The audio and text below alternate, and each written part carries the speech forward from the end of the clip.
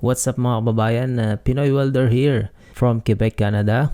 So naisipan ko na umpisahan itong taong ito na talakayin yung mga Quebec expression na minsan ay hindi itinuturo sa school, na ako din sa sarili kong karanasan ay hindi ko natutunan mismo sa school, kundi talagang sariling sikap ko at sariling resources ko talaga. Nag-research ako at I came to the point nga na bumili pa ako ng mga books na talagang dedicated para sa Quebecois expression, mga expression dito sa Quebec. So today, talakayin natin yung yes-no question marker na to in Quebec. Is particular ito sa Quebec, So sa French Quebec, meron tayong 5 uri ng pagtatanong, Unang-una na dyan, yung intonation lamang, pinakasimple, informal. So ginagawang tanong yung isang statement sa pamamagitan ng pagtaas ng tono ng boses sa dulo. Halimbawa,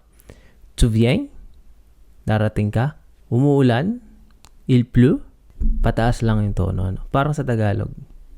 So, ang katangian nito ay karaniwan sa spoken French.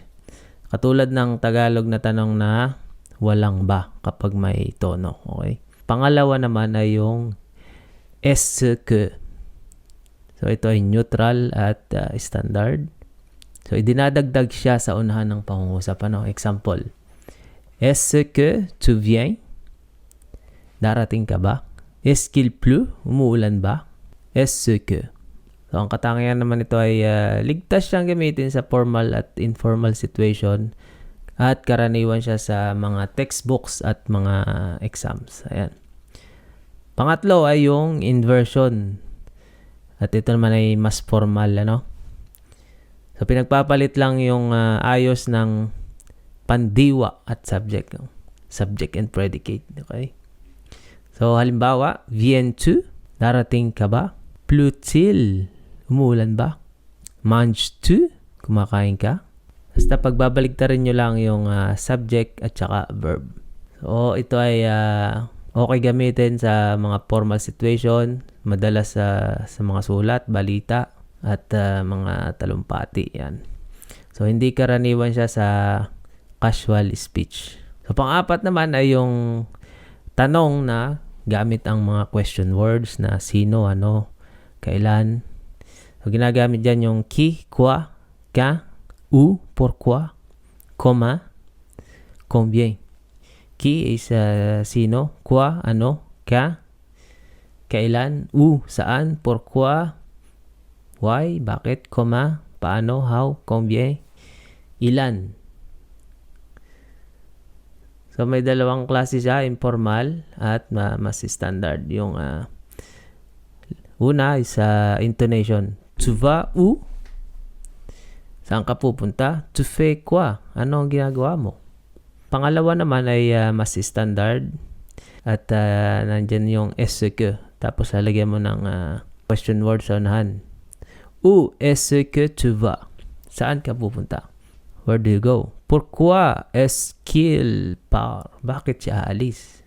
So, ang sagot naman sa pang-apat na ito ay hindi yes or no, kundi sino, ano, kailan, saan, bakit, papaano, ilan. Okay, at ang pang-5, ito, hindi itinuturo to sa school. Ewan ko bakit, pero kailangang ituro nila ito. At siguro, madalas nyo naririnig to sa mga katrabaho nyo kapag nag-uusap sila. Ito ay yung paggamit ng to. To is ikaw. At ito ay particular dito sa Quebec. So, idinadagdag yung to bilang question marker. Halimbawa, tu viens. Tu viens-tu? Darating ka ba? Il pleut-tu? Umuulan ba? On mange-tu ici? Dito ba tayo kakain? So, para sa akin, the way na natutunan ko ito ay parang ang katumbas sa atin niya ay yung ba. Di ba? Ito, tingnan natin yung ibang mga example. So, ang katangian nito ay hindi siya pang formal situation. So, pang daily conversation ito madalas gamitin. Hindi mo ito maririnig sa mga balita, So, pang everyday conversation siya, lalo na sa kung matagal na kayo magkakilala, sa pamilya nyo, yan, gamit yan. Sa magkaibigan. So, ang summary niyan, para madaling matandaan. So, yung intonation, informal. Yung to, informal. Est-ce que, neutral. Inversion, formal. Okay? So, tingnan natin yung ibang example. So, ayan. Intonation lamang. Tu travailles demain. Magtatrabaho ka bukas. Est-ce que tu travailles demain? Magtatrabaho ka ba bukas? So, neutral or standard. So, inversion naman. Travailles-tu demain? Magtatrabaho ka ba bukas? Tapos, kung may question word ka, halimbawa kailan. Quand est-ce que tu travailles? Kailan ka magtatrabaho? So, kapag translate natin siya sa to na form, tu travailles-tu demain? Magtatrabaho ka ba bukas? So, yung to dito, wag niyong isipin na ikaw. Wag mong isipin na second person singular siya dito. Hindi na ibig sabihin niya dito. Isipin nyo na siya ay ba. Katumbas niya ay ba sa Tagalog. So, meron pa tayong ibang example dito na gamit siya sa pang-araw-araw na pamumuhay, lalo na sa trabaho. Ayan, schedule ng trabaho. Halimbawa, to finish to a 5 heures. You could have said finish to a 5 heures kung inversion, or to finish a 5 heures kung intonation naman. Pero sa Quebec, to finish to a 5 heures. Matatapos ka ba ng alas 5? Okay? Next one is t'as-tu envoyé le courriel? Naipadala mo na ba ang email or na-send mo na ba yung email? So, pwede mo naman siya sabing as-tu envoyé le courriel? Pero sila, mga Quebecois, the way na sasabihin nila yan, itatanong nila yan, t'as-tu. So, nag-contract siya yung to naging ta. T'as-tu envoyé le courriel? Sunod is on y va-tu meant na. Aalis na ba tayo ngayon? Ayun, nandun yung ba. On y va-tu. Pwede mo naman siya sabihin na on y va meant na kung intonation na paraan. Or kung may est qu'on y va meant na. Sunod na example. Kung sa pagkain o sa bahay. Tu manges-tu ici ce soir?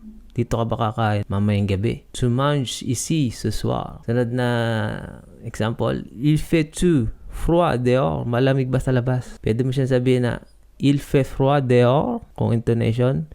Kung est que naman, est qu'il fait froid dehors? Pero sila, mga Quebecois, il fait tout froid dehors. Minsan nagiging, yung il niya, nagiging y lang yun. Naging i. Il fait tout froid dehors. Ganon. So, ito ay, yung to ay pang informal situation. Yan. So, yun lang at see you in the next video. Bye.